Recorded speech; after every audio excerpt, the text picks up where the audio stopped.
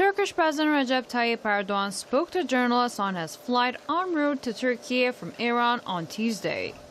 President Erdoğan evaluated his official visit to Tehran, trilateral summit between Turkey, Russia, and Iran, and Turkey's national security issues. We exchanged views on regional and international issues during our meetings. We signed a total of 8 agreements that will further strengthen the legal framework of our relations. We discussed in detail the issues such as fight against terrorist organizations and border security.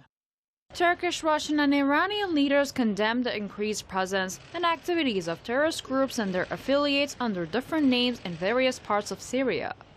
The leaders rejected all attempts to create new realities on the ground under the pretext of fighting terrorism, including illegitimate self-rule initiatives. Even though there are differences in some issues, there is a unity in the fight against terrorism. We inevitably unite against the PKK, PYD, YPG terrorist organizations. Moreover, it is the problem that causes the most damage to the Assad regime. Any operation will continue to be on our agenda as long as our national security concerns are not resolved. President Erdoğan harshly criticized the United States for its ongoing support for the PKK terrorist organization's Syrian offshoot PYD-YPG. The United States has carried out thousands of trucks of weapons, ammunition, and equipment to the terrorist organizations in northern Syria.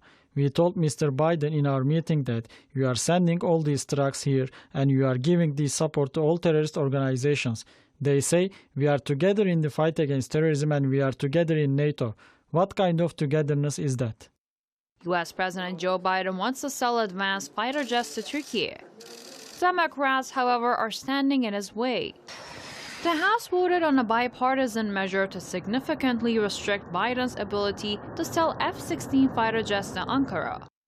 When we discussed these issues with Mr. Biden, he didn't impose such a condition about Greece on us. On the contrary, in our long meeting, we said that as NATO member countries, we must protect each other's security. He reiterated that he will do his best regarding F-16 fighter jets. Unfortunately, there are those who oppose this in the House of Representatives.